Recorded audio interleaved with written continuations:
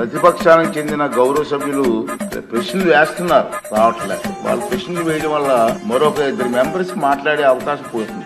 అది సమంజసం కాదు ప్రజాస్వామ్యంలో.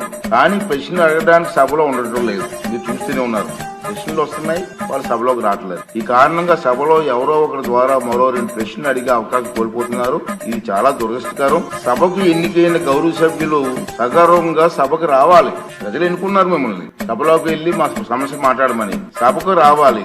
ఎవరికి కనిపించకుండా వచ్చి సభ్యులు హాజరు పట్టికలో సంతకాలు చేసి వెళ్ళిపోతున్నారని దొంగల్లాగా వచ్చి. మీరు గౌరవ సభ్యులే, ప్రజలు ఎన్నుకున్నారు, మీరు ఎమ్మెల్యే. దొంగల్లాగా వచ్చి సంతకాలు పెట్టవలసిన అవసరం ఇచ్చింది కర్మ.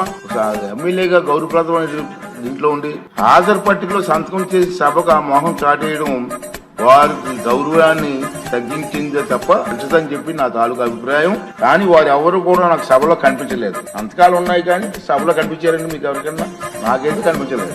ఇది ఎంతవరకు సమంజసం వారే నిర్ణయించుకోవాలి. మనల్ని ఎన్నుకున్న ప్రజలు మనం ఆదర్శంగా నిలవాలి తప్ప ప్రజలకి, మీకు ఓట్లు వేసిన ప్రజలకి తలవంపులు తెచ్చేదే ప్రవర్తించకూడదని చెప్పి నా అభిప్రాయం. ఈ సభ ముందు పెట్టాలని చెప్పి నేను ఈ 2 విషయాలు మీకు తెలియజేస్తానండి.